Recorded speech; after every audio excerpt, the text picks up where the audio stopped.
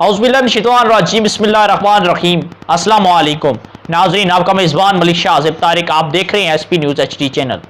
नाज़रीन, थरपारकर में जो एक अफसोसनाक वाक़या पेश आया, उस हवाले से हम आपको मुकम्मल तौर पर आगाह करेंगे, लेकिन उससे पहले हम अपने नाज़रीन को ये बात वाज़े तौर पर बताना चाहते हैं कि आज हमारे यहाँ कानून आए रोज़ कमज़ोर और जबकि मुजरम दिन ब दिन ताकतवर होता हुआ दिखाई दे रहा है।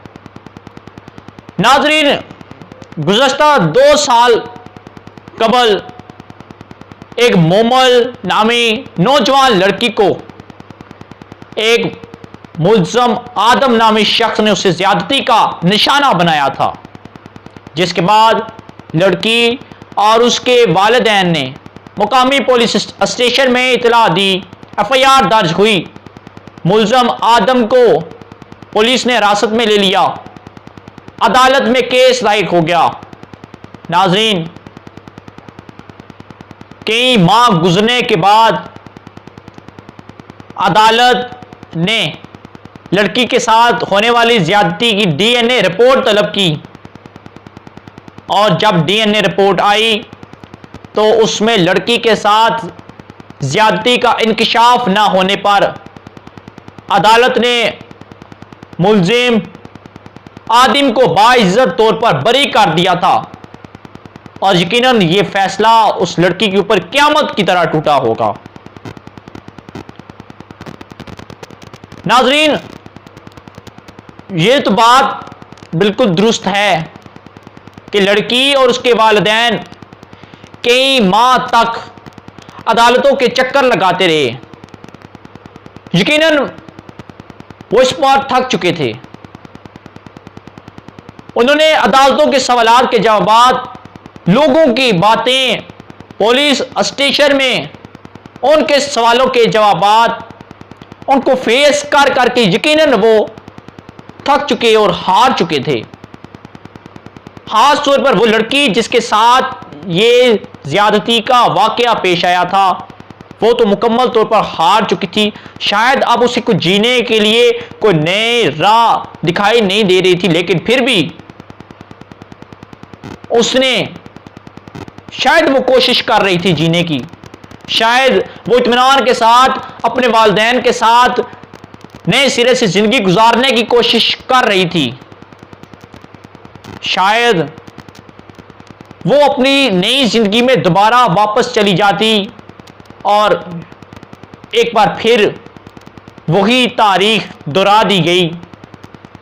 वो मुल्ज़म जो अदालत से बाइज्जत तौर पर आदम नामी मुल्ज़म जो रहा हुआ था, उसके दिल में अभी भी इंतकाम की आग भड़क रही थी।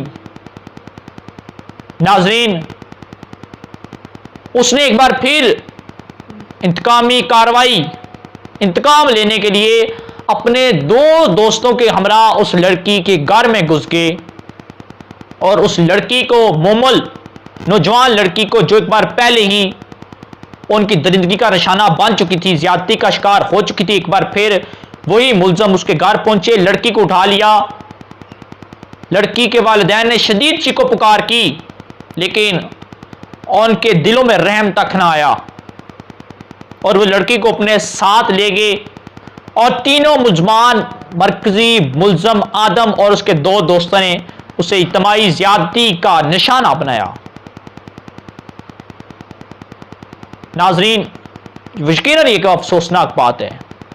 जो मुल्ज़म बाइज्जत तौर पर बरी हो जाते हैं, वही एक बार फिर उस लड़की के साथ ज्यादती करते हैं, इज्तिमाई ज्यादती करते हैं उसके साथ। एक बार फिर थके हारे इंसाफ की अदालत से उन्हें इंसाफ नहीं मिला, लेकिन एक बार फिर शायद वो इंसाफ के लिए दर बदर ठुकरे खाते उसी पुलिस स्टेशन से उसी अदालत में जा पहुंचे। इस बार कबल अज़ गिरफ्तारी मुल्ज़मान, कबल अज़ गिरफ्तारी उन्होंने अपनी जमानतें करवा ली थी और वो घूम रहे थे आराम से। एक बार फिर वही सिस्टम, वही रूटीन, लड़की और उसके वालिदैन एक बार फिर अदालतों के सवालों के जवाबात, पुलिस के सवालों के जवाबात, तरह तरह की लोगों की बातें। यकीनन जो लड़की पहले की इतनी थकी हारी थी, जिसके साथ ज्यादती का उसे शिकार किया गया और एक बार फिर वो ज्यादती का शिकार होगी, यकीनन ये एक बहुत बड़े किसी साने से कम नहीं है।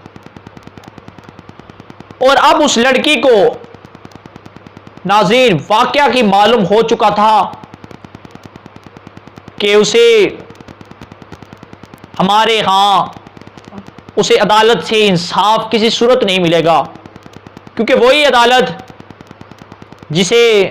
जिसने पहले ही मुजरम को बाइज्जत तौर पर बरी कर दिया था, अब उसी की अदालत में दोबारा वही मुजरम जब टहरे में खड़ा होगा, तो शायद लड़की ने सोचा कि उस मुजरम को बाइज्जत तौर पर बरी कर दिया जाएगा। मुआशरे में लड़की की किसी किस्म की कोई सुनवाई नहीं है, बल्कि सिर्फ और सिर्फ उसकी रुसवाई के।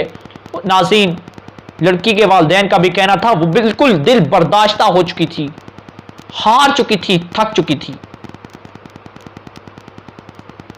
और उसने खुदकुशी कर ली,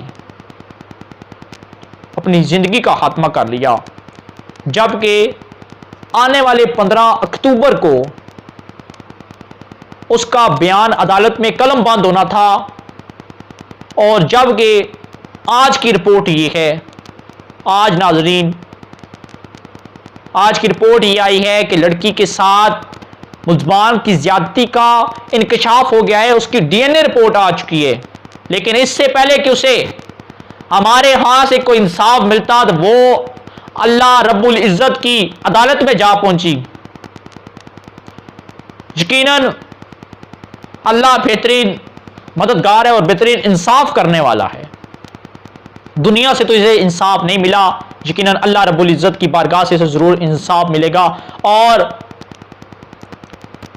ये बात बिल्कुल दुरुस्त है कि कुफर का निजाम तो चल सकता है, लेकिन जुल्म का निजाम किसी सूरत नहीं चल सकता। आखिर वो कौन सी जागीरदार की औलाद थी, कौन सी मां बाप की बिगड़ी औलाद थी, आखिर कौन सी ताकत थी उसके पास, क्या उसके ऊपर दौलत का घमंड था। आज ये बात बिल्कुल वाज़े तौर पर नाज़रीन इस केस से ये साबित हो चुकी है कि लड़की के साथ पहले भी ज्यादती हुई थी। पुलिस और अस्पताल की मुकामी इंतजामिया की मिली भगत की वजह से, रिश्वत की वजह से, इन बड़े लोगों के पैसों की कशिश और चमक देखकर वो डॉक्टर और वहां की पुलिस बिक चुकी थी, कानून बिक चुका था, जिसकी वजह से अदालत इसने ये फैसला सुनाया कि डीएनए रिपोर्ट में तो कुछ नहीं है। डीएनए रिपोर्ट मन गढ़ंत और बेबुनियाद बनाई गई थी।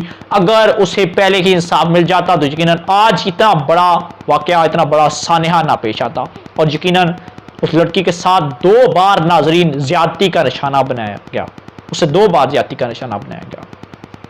खैर, अब इंसाफ क्या होना है, जब लड़की नहीं रही तो मेरे ख्याल में अब उससे लड़की को इंसाफ की कोई ज़रूरत नहीं है। नाज़रीन, ये थी आज की एक अहम अपडेट, अहम वाकया, दिलखराश वाकया। हमने सोचा आपके साथ ज़रूर शेयर करें। कमेंट सेक्शन में अपने ख्यालात का इजहार ज़रूर किया करें, और तब तक के लिए अपने मेज़बान मलिक शाह आज़िब तारिक को इजाज़त दीजिएगा। अल्लाह हाफिज़।